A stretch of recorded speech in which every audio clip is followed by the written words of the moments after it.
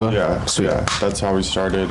Actually, so what's interesting is I started this company in like HR and admin, like doing a little bit of recruiting and stuff like that. And then like a month in, so I just took any job I could find out of school. And I was like a month in, I'm like, I hate this, like I'm not doing it. But I'm like, this is a cool, like it's cool to be in like a startup tech company It is. and I like that. like the environment's cool, so I'm like, let me just kind of explore within this company and see what's there. So I like interviewed a bunch of people from our product team, and I like really learned about our product and like how that works because I was an MIS major. Oh, okay. So I was like into tech, and I was like, Yeah. maybe I could do something there. And so I kind of explored that a little bit, and then after a while I was like, I could probably do sales here. That's probably my best bet. So finally, like 6 months later, 7 months later, I moved to sales, and then actually, we started on the first day together, Yeah, Oh, but I was sick. just not in the sales we department. yeah, we got hired. Like, when you like get hired somewhere and you get like onboarded or Oh, whatever. I yeah. know you used to work at Best Best Buy, bro. Their onboarding Yeah. took so long. Yeah. I got so impatient, So bro. it's like your first day. Yeah, you're like I got in hired. trouble. I complained because of how like annoyed I was, like stuck in the back of like the stock room, like doing the onboarding like modules on the computer, and I Yeah. was I hate like, that. yeah, I dude, hate it's It's that. forever. ridiculous. How long was I had to y'all's? do that for my first corporate job out of school, and it was very annoying. But anyways, we were there on the first day together, and then we did a whole like you go into a boardroom. The HR person like gives you the rundown of like your first day and like all the paperwork stuff, and then you just get like moved to your little like segment. So like HR. And engineering are on the sixth floor, and then sales and marketing are on the fifth floor. So like after we had our little boardroom meeting, it was just like I never saw Henry Yeah. for like a long, Wow. long I saw him time. like at the here and there. yeah, lunch and stuff, but like we never really talked that much. Yeah, because the sixth floor is was very separated from like the people on the fifth. I find floor. that so interesting. Yeah. It's like corporate America is just so interesting. It is. It's Dude, like there's so many like intricacies to it, and there's like sometimes certain departments that are like kept away from each other so that they Right. don't interact. It's Have you Right. seen Severance?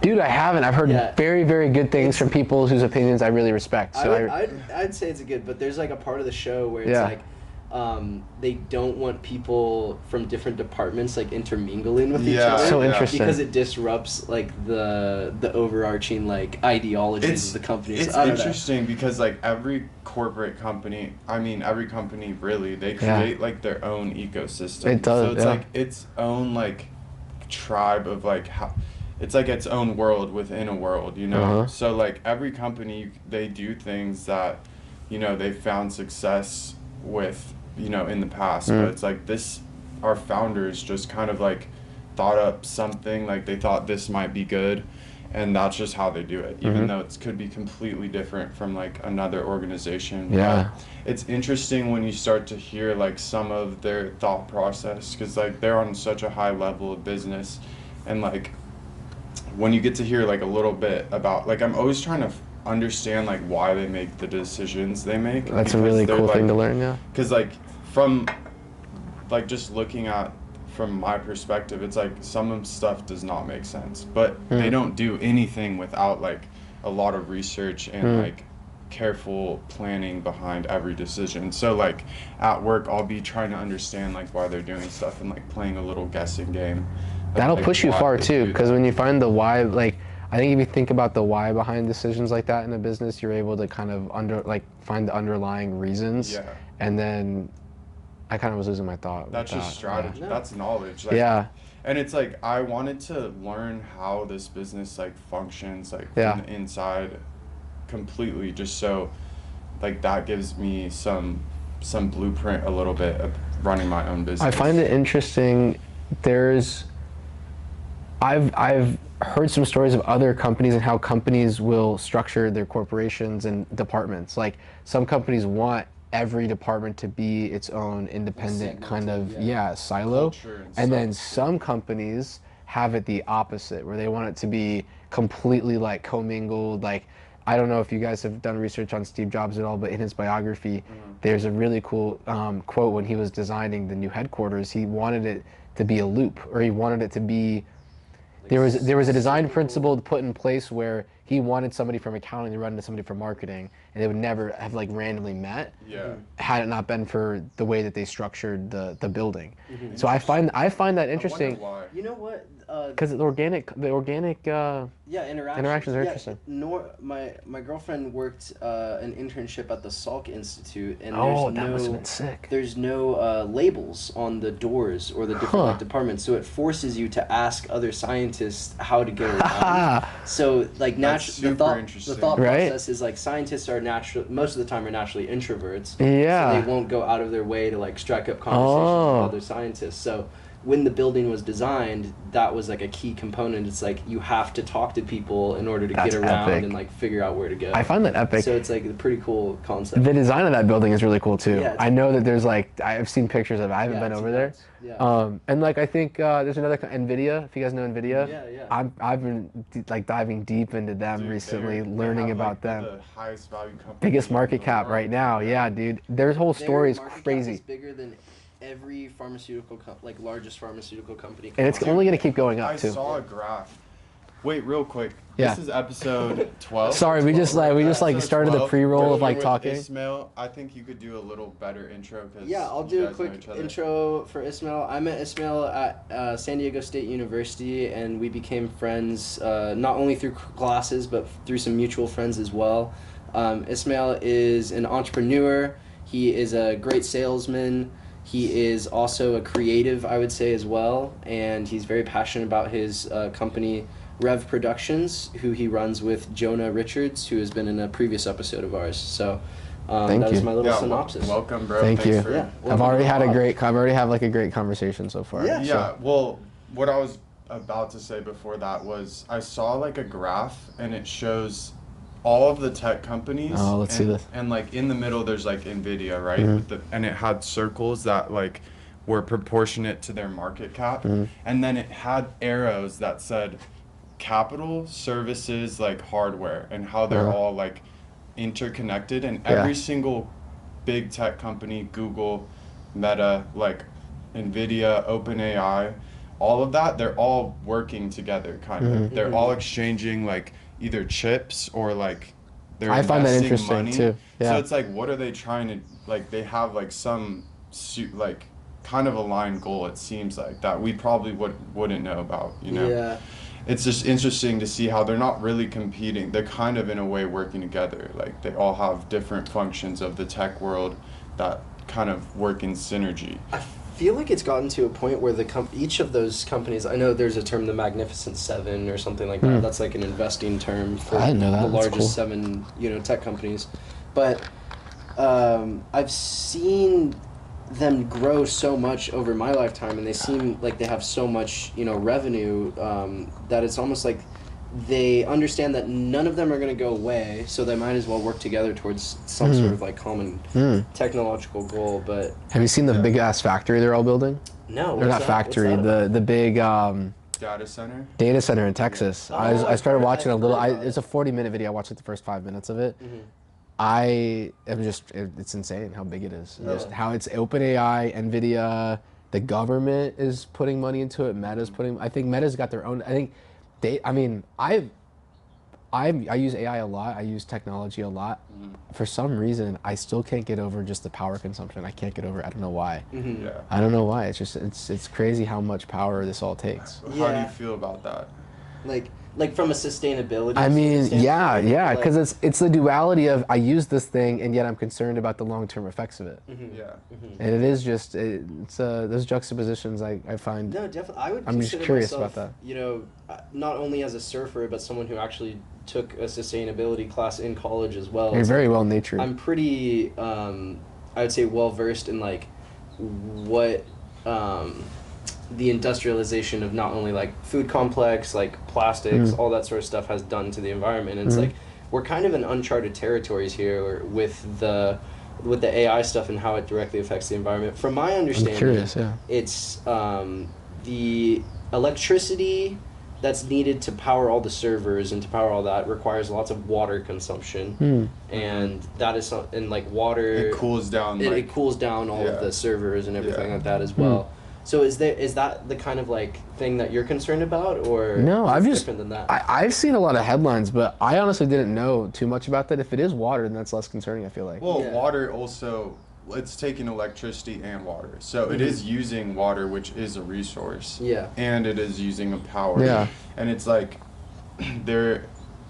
people in tech, like Elon Musk has mentioned this, like there's for some reason America and the West kind of is a little bit averse to like nuclear power because of a couple things that have happened, Chernobyl and like the association with like nuclear bombs or something. But Yes.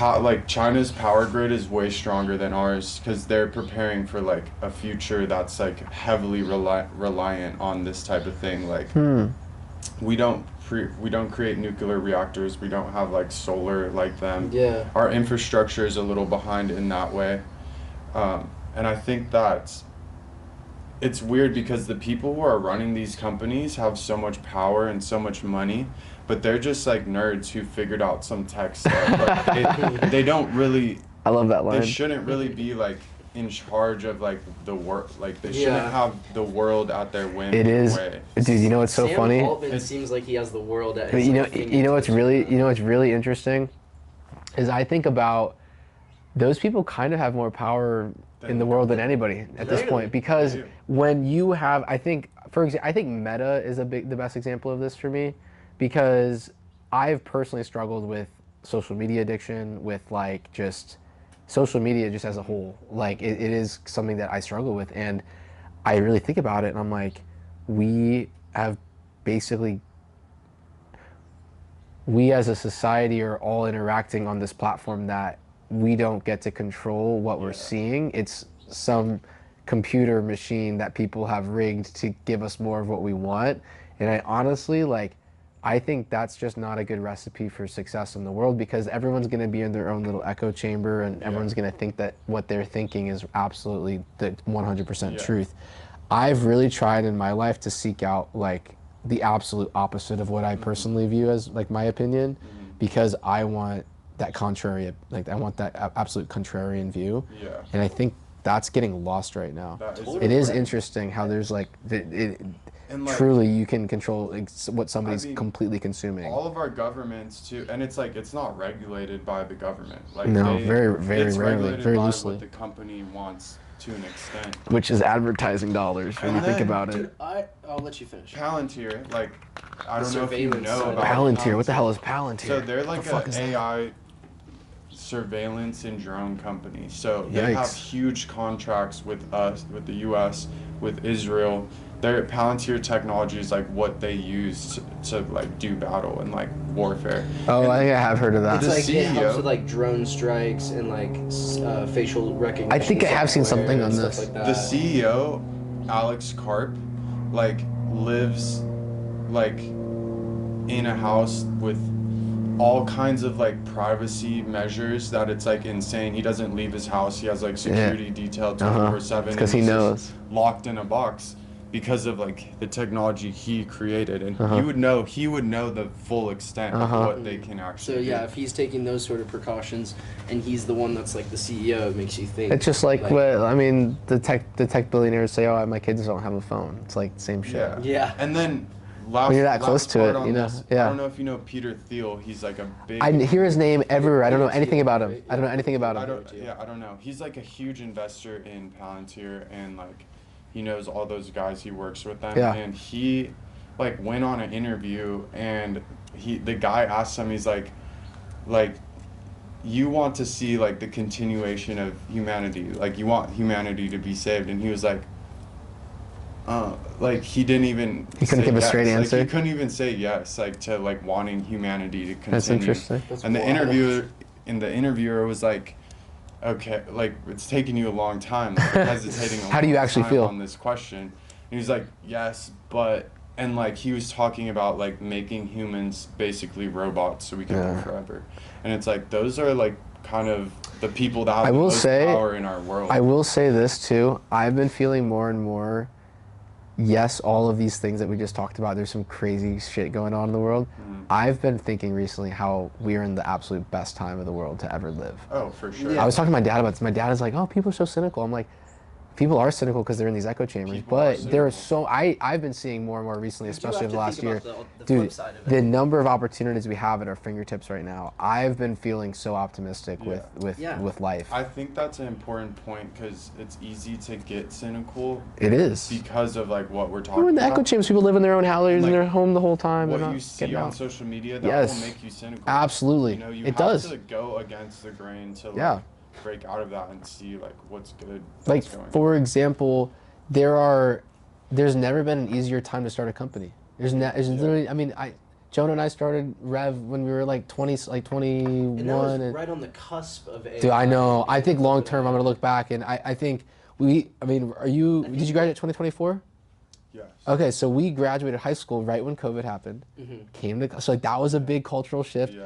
And then we graduated college right when the AI revolution If I was had coming. AI during freshman year of college, that would have been crazy. Like I think it came at the right time too. I think it came at the right time because honestly, I think I would have preferred. I prefer having gone through college, actually having to write my dude. papers, I actually think- having Yeah. to do the hard work. I think our year We're like the cutoff. I think it is the cutoff. We're literally the It is interesting that like these kind of things happen at these transition periods in our life, right? Like at 18 we're going to college, COVID happens, like that kind of throws a wrench in the whole, the world changes a little bit, and then AI coming. I do think though, like it's so crazy. Like I asked ChatGPT a lot of questions, like Yeah. ranging from how do I cook this meal, like what kind of recipe could I do, to how much does it cost to buy a house in this area, what kind of down payment, how do I save for that? Like there's a lot. I mean, it's so, I think it's more so now than ever been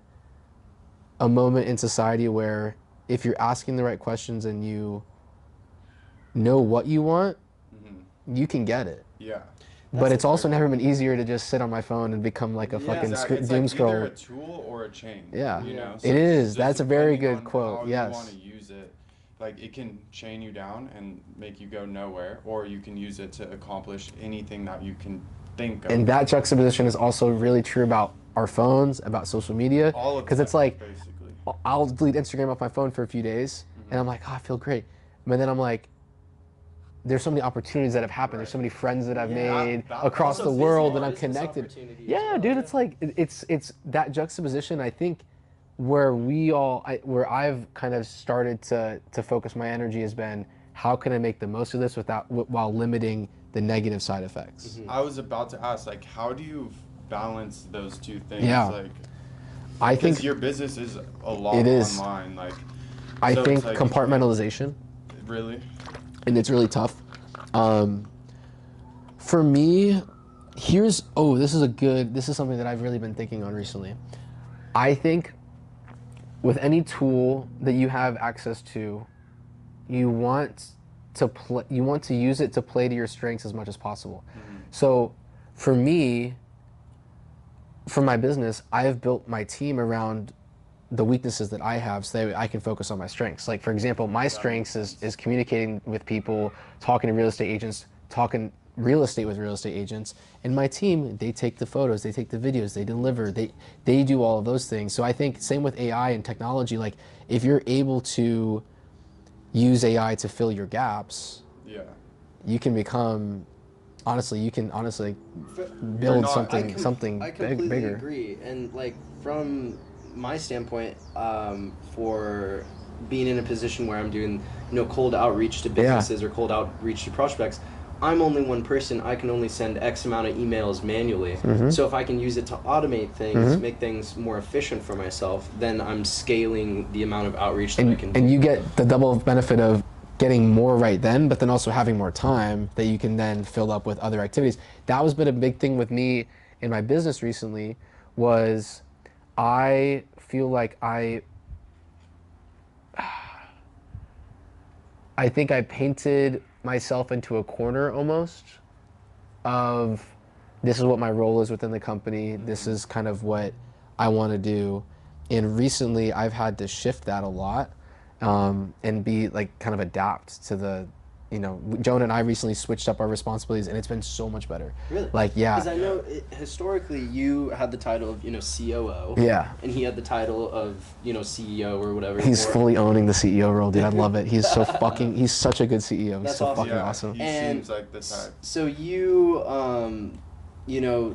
catered more towards the operational, administrative, systematic side of things. Yeah. While he was more deliverables and overseeing. Yeah, but there was a caveat to that, which was, actually I'll give them a little context. For those who don't know, my business is real estate media, so we shoot photos and videos for real estate agents. We do about like 60 to 80 projects a month. So there's a lot of volume. And my responsibilities are more day-to-day operations, client care, systems, which is making sure, in the photography business, there's a lot of moving pieces. For example, our clients expect 24-hour delivery. Our clients expect for photos. Extremely difficult. So yeah, extremely difficult to achieve. For those of you that are not familiar with the photography and videography, it's crazy. If let's say, and I'm a freelance photographer myself. If I go and do a real estate photo shoot by myself, that means I have to shoot the entire interior of the house, the entire exterior of the house, maybe even drone footage. And then the client will expect me to have that edited and sounds so crazy and given to them by the next morning. It is. So to do that by yourself is almost impossible. You'd have to stay up all night editing, compiling, compressing footage. And it's not sustainable to do that every day. And you can't do that. So like Ismail is explaining, you need to have a team in order to execute large scale deals. And I'll caveat that too, is like you can totally do it alone. I know people that are pulling in really good money. I'm talking like multiple hundreds of $1,000s a year just as a solo freelancer real estate photographer. The thing is, like, we started in college. Yeah, we started in college, so like we actually honestly, we grew faster than we had the time to, because we were still in college and we couldn't drop out. So it was like we needed to build a team around that. And through the year, 2.5 years since we started it, there's been a lot of moving pieces. But for example, like the sheer ability to deliver those photos next day, every day is just crazy, man. Process. I don't know if you guys ever done a process map. Do you know what a process map is? So it's like kind of details the steps of exactly. the project. Flow chart. Yeah, it's like a flow chart, man. So it's like I did countless iterations of the flow chart, and it's like, okay, guy shoots the property, and this is just like delivery, like just pure delivery. There's a bunch of stuff that happens before, but like, guy shoots the property. What does he do next? He gets home. He's got to upload his files, and we have editors in the Philippines who edit overnight so we can deliver in the morning. And making sure that there's no communication breakdowns, making sure that files are uploaded and sent. Like, that is an unbelievable challenge. Dude, I can't imagine. Unbelievable challenge. I've experienced this firsthand because you've worked with us. I've shot projects. It's crazy. And I've had slow upload speeds. The upload speed is always a huge issue too. It's difficult. It's not just you. So how do you kind of like build out that system to where it works? Like, Seems like it's taking a significant amount of time. I have an update for you.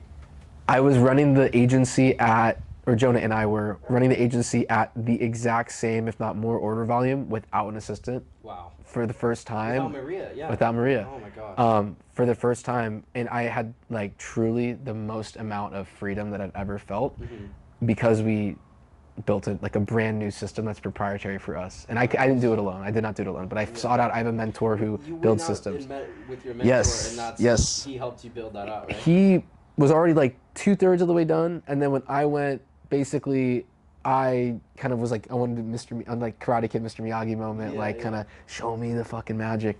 But so getting that, from getting conceptually how to get these photos to the clients that next day, you have to just think through every step of the process. And what's helpful is knowing that there is a finite number of steps, knowing that it's not infinite, knowing that there's a beginning point and there's an end point, and there's steps in between, and it's defining those steps in between and finding the fastest way to make those steps happen. So, for example, our process, we try to upload by 9 a.m. p.m. So the night of the shoot. Okay. So we upload the photos by 9 p.m. and then how does that get sent to the editor? Well, some companies send a Slack message. Some companies just send a Dropbox link to their editor via WhatsApp. Like I've seen it. I'm with a lot of real estate media agency owners, and that is a process that people do. I don't want that. I don't want that. That's slow, but it's unreliable, and you don't know what you're going to get every time. So you guys familiar with Monday? Yeah. Monday.com. Yeah, Okay. project management. Yes. So 6 to 8 months ago, my video editing team was like kind of up in arms. They were dealing with our current software, and you guys are in software, so this actually might be super cool for you guys. They were dealing with their current software. They didn't know how to manage the projects they were managing because basically it showed them all the projects, not just the ones that they were supposed to be editing. And there was no distinction between orders, like there was new orders and like stuff that is about to be shot versus stuff that's currently being edited versus stuff that's completed. And that's with Dropbox. That was with Tonemo. Remember Tonemo? Yes. Okay, so Tonemo is great. I love John Zhao. He's the founder. He's great. You should use that company. But in terms of managing the back end, managing like what our editors are seeing, it wasn't working. So I reached out to a couple of people. There's a Monday.com option that they kind of hodgepodge together with, you know, and honestly, like one of my friends who's a real estate media agency owner, really nice guy, he couldn't walk me through how it worked. And I was like, I can't justify making a big switch like this. I want to make a full jump. Because I was like, I'm going to make a jump. I'm going to change the way we do business. And it was going to be painful. And it was actually truly painful as hell. I'm not going to lie, really painful. But I ended up finding Patrick, one of my mentors, through this consulting group we're a part of. And he and I just have a good personal connection. He's just a cool guy. So he owned a real estate media agency in San Diego. He exited it, and now he owns another company that does social media management for agents at scale. He showed me the back end of how he does this, and it's like, can I show you guys? Yeah, sure. Dude, I'll show you. So Smart Suite is what we built it on. It's like Monday.com. Basically, and I'm gonna nerd out. This is the shit that I nerd out. You're MIS, so you should get this. I fuck with this. So for sure. basically, so our front end is Tonemo. So it's like our clients. We'll put a link to the software. In the thing. So our clients basically, there's one software that our clients interface with, and that is beautiful. Like Tonemo is amazing for calendar invites, or when somebody books a shoot, they get an automatic email. So is that in your website? Yeah, that would be like that's like a yes, yeah. It's Tonemo is within like an API that like API. plugs into your It's portal dot our address. So it's like it's like a subdomain. So they click something in your website. Yes, and then that's all front facing. That's all like client Yeah. sees the packages, beautiful thumbnails. And then all that honestly is like super smooth. But as soon as the order comes in and my team needs to start doing their jobs, that's where it falls short. And so we made a full and this is way more expensive than what we were doing. And it's an investment that paid off because I didn't have to have an assistant, and I just hired a new one. I'm training her right now. She's part-time. And like I don't need a huge salary to operate the agency. But basically, without getting too complicated, just to show you kind of an idea. Basically, we can have all the jobs that are currently being worked on right here. It's like a board, like Monday. You guys are familiar with like status, there's clients, but the best part about it is the video management, because my video editors, they're great, but Patrick put it to me really simply. He said every minute that an editor is say they're working 8-hour shift, every minute that they're spending trying to find files, trying to figure out which edit needs to be prioritized, trying all of these extra things that aren't sitting in editing, that actually compounds and ends up costing more time in the long run. Yeah. Right?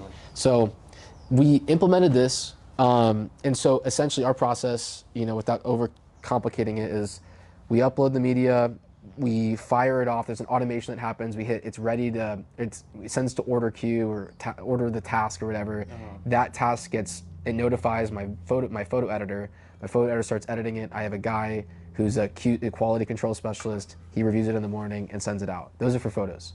So now I haven't looked at photos in 7 months, 8 months. Wow. So it's just like they already. It's a relay. They're just like getting the notification on Smart Suite and everything's in there. Yeah, you just gotta. It's literally just a relay, and that comes with its own challenges. It's like sometimes I get caught flat-footed. The client's like, "Hey, why is this thing not photoshopped?" And I'm like, "Oh shit, I didn't even look at it. Like I gotta like figure this out." For the people that are listening that are like, "Oh my gosh, well, he just set this up and it's so simple." Could you tell them about the beginning of the company and what that was like, just so they have? I'll tell you guys one specific story that encapsulates the whole thing. Yeah. Not gonna name names. I actually really like this guy, but a client of mine, communication is not a strong suit. So essentially, the best way to put it is he expects people to read his mind, and we can't read his mind. And $30 million listing, historic in La Jolla, owned by, I don't want to actually say that because I don't want to out him. But like huge undertaking, big project, biggest project to date.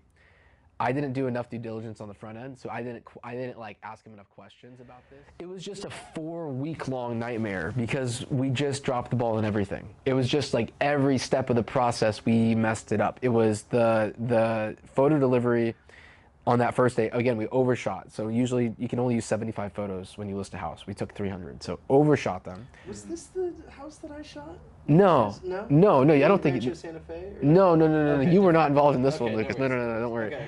No, anyways, this house. Like, anyways, it broke our business. Is what I'll say. It's like every step of the process, from delivery to client expectations to client satisfaction to handling revisions. That is still a big one we're dealing with. Is like we will have like, dude, like at this point we can crank out a project in 2 days. Photos, videos, Matterport, everything, and like we just recently had with the same client. Always have experience. The same client, always, every time, it's an experience to learn because we break something in our business and it's like, oh shit, I guess we didn't have this dialed in as much as we should have had it dialed in, and let's go fucking fix it.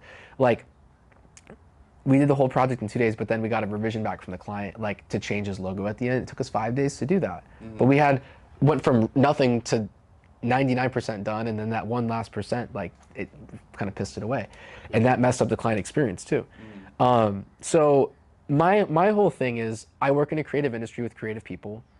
I long ago made a commitment to myself that I knew that I wasn't going to be the most creatively talented person in the world. Like I knew that. I have friends, like I have a lot of really good friends, like Lucas, for example. You're really talented behind the camera. I have so many friends who are just such good photographers and videographers. But I was like, okay, what can I do that's like in this but not this, that I can provide some sort of value. Yeah. And I hate when people say provide value, by the way. I'm gonna caveat that because I make fun of provide value. I make fun of building value. Just provide value, man. What does that mean? Nobody can tell you. I have a vendetta against when people say provide value out of context. So I just fucking broke my own rule. But basically, I was like, how can I be of service, and how can I stand out in a sea of all of my friends who are like creative? And I'm like, well, I can be the organized one. I can be the guy that, gets it together. Yeah. And I'm like, I'm not naturally that guy. You ask anybody that's known me for a long time, I'm not that guy. I'm the fucking loose, like wild, like I'm not gonna be organized and structured. I gotta thank my mom for that. My mom is very, very organized and operations very minded. My dad is very creative and very abstract. So I feel internally like I have kind of both of them. And I was like, okay, I want to be this kind of person. So I'm in a creative field. I know that my competitors in my industry can't deliver at the consistency that we deliver at. And I think we can beat on consistency. Like that's the game I want to win, because I know for a fact that like if it's a one-man band or even a small team, I'm in the details where they're not focused. Yeah. I want to be in that. You know what? If we're like 10 minutes late on these, the clients care, and you know what? I'm gonna make sure we work on that so that doesn't happen again. Yeah.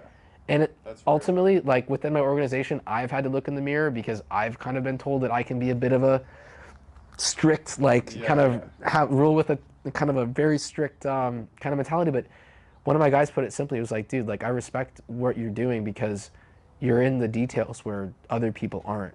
So I've been talking a lot, sorry, but that was just kind of the whole systems and we appreciate the kind of I'm passionate about this stuff. I wanted you to talk about that so that people know that there's a lot of detail and effort that goes into setting up these sort of systems, and but if you can do it, you can make you can print. Dude, if you can be the creative that can figure out how to be, like if anyone's watching this and is a videographer or a creative person in any way, if you can hold on to that creativity but still like, honestly, I've forced myself, it's now second nature, but I thought of it as like almost like just like forcing myself to be organized and structured and to implement and to be consistent. That's where you start to see those results that people don't normally get. On a personal level, does it start there? I'm curious. This is a great question. I feel like I'm similar to you in a lot of ways. Yeah. Like I love creative stuff. I love being in that environment. Yeah. But I'm not like necessarily the artist, right? But I like to organize and put things together. like Lucas is super good with the camera, so he's like he does the video stuff for the most part. I mean, we both do editing, we both share that work, but Oh, do you guys edit? You guys editing the podcast? Sometimes Yeah. we edit, sometimes we cut stuff out. Like, for example, Favor, the guest that we had for the episode that he just dropped, he was on like an exclusive video that we couldn't talk about. That was like filmed in Los Angeles, so we had to like cut a whole. No, but I meant you guys are doing the editing. we are. It's just us. So Does it take time? Does it take a lot of time? It does take time. And that's something that we will. My friends. Well, it's like I was gonna ask, how many people work for you? So we have about 10. Our team's about 10. It gotten as big as 15. That's a whole other thing. Like Dealing with like salaries and like people's jobs must be difficult. Yeah, I mean, those are people's livelihoods in the. So we have one real employee. Everyone's contractors, so that does help. Are you guys using like Upwork?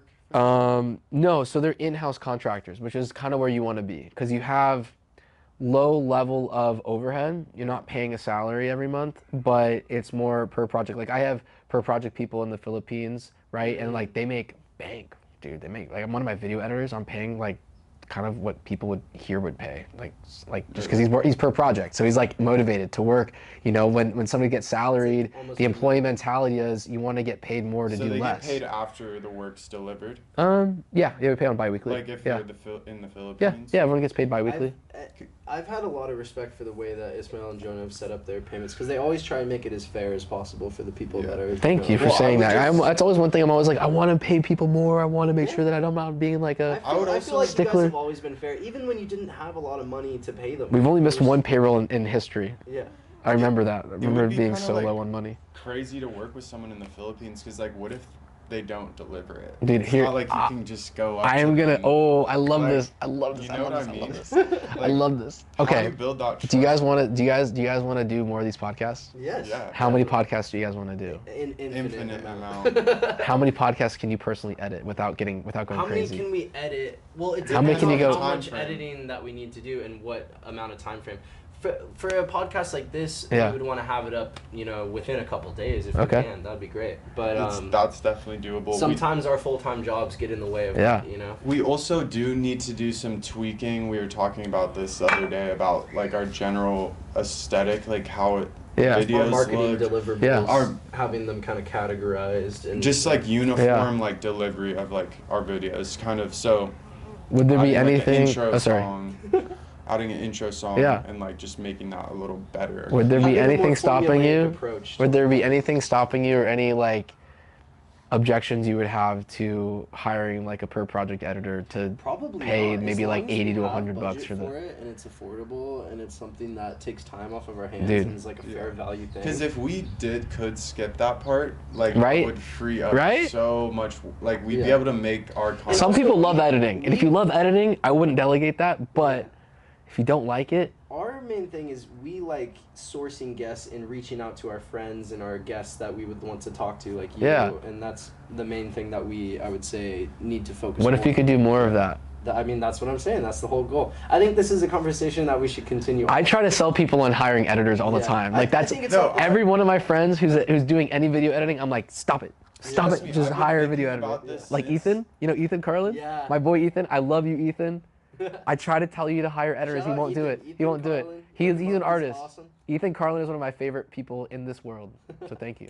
Very talented. But yeah, if Ethan, comment on this video if you think having an editor. He hasn't done it yet, so he's gonna say something no. like that would He's save gonna say time. no. He probably would. I don't know. He's an artist, but for you guys are doing podcasts. Like, you can find a podcast editor. Yeah. I mean, we also kind of use some softwares to clip our reels and stuff for us, which is really cool. Jonah told us about Did he? Was Jonah put us Opus? He told right? us about Opus. Dude, Yeah, that's he sick. put us on. He's got Jonah so many of He these has a little toolbox. toolbox. Yes, he's got it. No, not a little tool. He's got a deep toolbox of little things that like make big differences. Definitely. Like this place we got merch from. He's gatekeeping, but he's got a good place. He finds these places, dude. He's That's awesome. he's a very resourceful guy. He seems like it for seems sure. very resourceful. Well, dude, is there any other topics that you want to talk about before we I mean, wrap stuff up? I feel like You used to live in Missouri, right? yeah. Yeah, let's talk about a little bit. I was about- gonna say I like was gonna- life I wanna story hit on shit. Missouri versus California and like Yeah. your whole opinions on that. So, for those of you who don't know, my journey is very untraditional. I grew up in St. Louis, Missouri. I honestly, for a long time, resented it. I really did. As I've built a life here in California, I've actually come to really appreciate it. And the lessons and the people that it's given me. And I really think that there's a couple of lessons from my life that I want to share, actually. One is I went through a crazy moment when I was like 15 or 13. I broke my femur playing football. So I tried to play football. I told my parents, I was like, hey, I want to play football. And looking back up until recently, I actually looked at that as like a bad thing, like that I broke the leg. But recently I full circled it and I was like, wow, I actually put myself in a position that was super uncomfortable and did something that honestly I realized very shortly, 3 days into practice, that I wasn't meant to do. Yeah. And I honestly got set back very far. I was like overweight. I was socially isolated. I didn't really have many friends. I wasn't happy with myself. And in that moment, I decided like that was rock bottom, and I hit rock bottom pretty early in my life, which is 13, nice. that's Yeah, crazy. hitting rock bottom pretty early is a blessing. Looking back, like I would say. 10 years later, I'm like, wow, this was a huge blessing. I ended up like joining the wrestling team, fucking like just learning how to work out and that kind of stuff, and then that gave me the discipline and the focus to be able to work hard to come to school out in California. But I applied to 13 schools. All of them were California. It was like 13 to 15, I don't remember. USC, UCLA, all the classics. And SDSU was on my radar only because my dad, he was like, San Diego's where you want to be. LA's cool. Like, he said LA sucks. He's like, LA sucks, San Diego's where you want to be. He's right. And he is right. I love San Diego. Honestly, San like Diego's the best of all worlds, We man. glaze San Diego. We glaze San Diego's the best city in the freaking world, dude. It is the best You city heard in it from another guest. San Diego's the best city in the best country in the world. So I mean, like, but like, so I knew I wanted to come to California. I'm gonna check the camera. Yes, let's make sure it's not dead. Yeah. I don't want to miss this because this is just some like life story shit. Yeah, we're good. We're running low on battery. How far are we? It says the battery's gonna cut out any moment, so. Okay. Do we have another battery? No, we're gonna recharge that one. Just let's run it for Okay, a couple okay. more minutes. And So yeah, I like back to the like Missouri versus California. I think if anybody's in the Midwest or anybody's in a place that they don't like, you got to get the fuck out. Like you just got to. Like Yeah. I look back and I'm like the best decision I ever made for myself was to put myself. I moved 2,000 miles away to a state that I mean like I just had a dream and I was like, dude, like I want to move your to Dude, hometown. I relate. Yeah. Explore. I relate to that a lot. Where are you 'cause I from? was, Texas originally. Texas. No way, where? I'm gonna stand Well, behind the I was camera born just in to, like, Dallas. Yeah. I was born in Dallas, and then I actually moved to California when I was like 1, but I moved back when I was 10. So I went Sweet. to high school Kinda in both. Corpus Christi, Yeah. and I hated that place. Yeah. And I played sports, and I feel like it gave me like a crazy level of discipline. Right. Like, so I'm so That's thankful. translatable. I'm so thankful that I went back to Texas, even though I didn't like it there, because I learned such good discipline playing sports.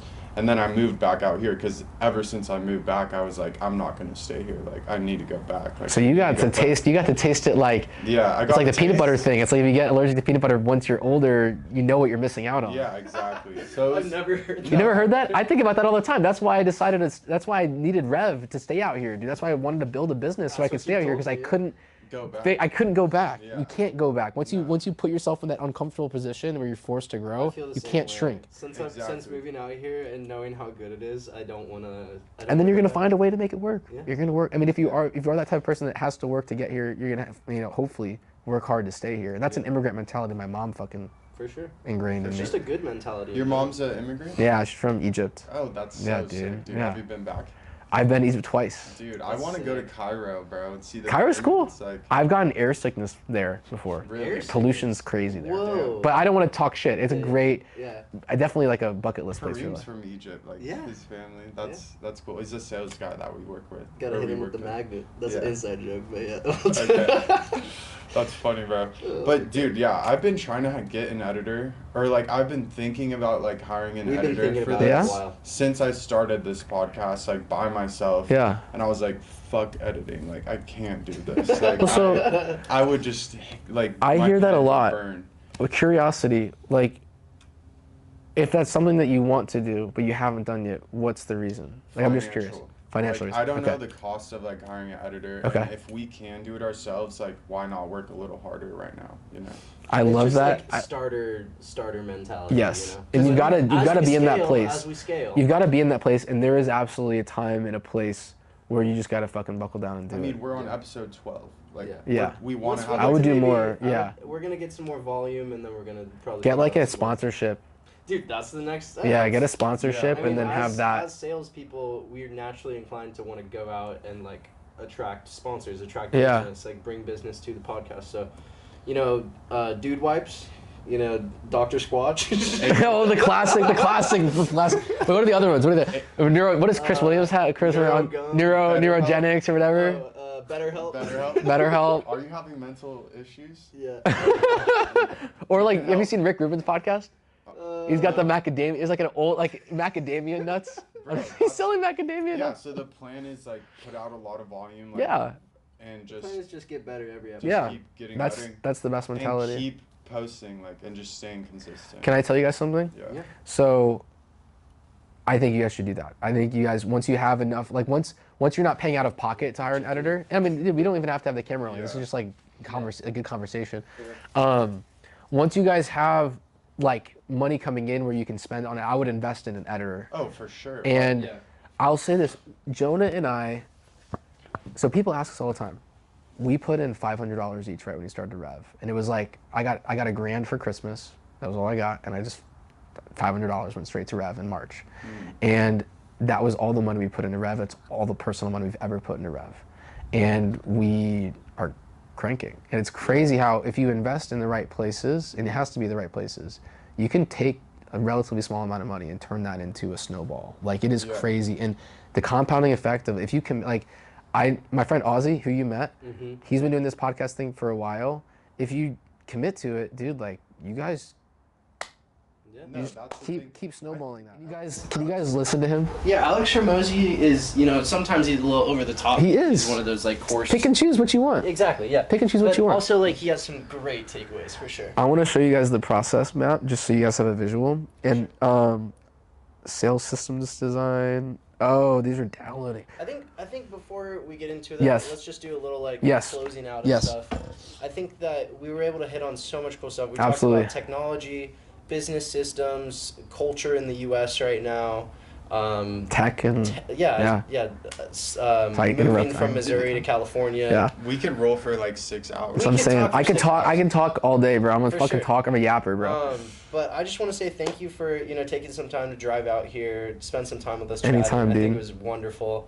I think it's cool that you're able to meet Henry as well. I'm glad. I've Super been glad telling we him a met. lot about you. I'm really glad to have met you, dude. Yeah. So yeah, Hopefully we work together in the future. And it would be Yeah. cool to get an episode with you and Jonah if we're able to. Dude, figure that would be out. sick. That'd be No, let's do really it. cool. Jonah and I have been spending a lot more time together recently.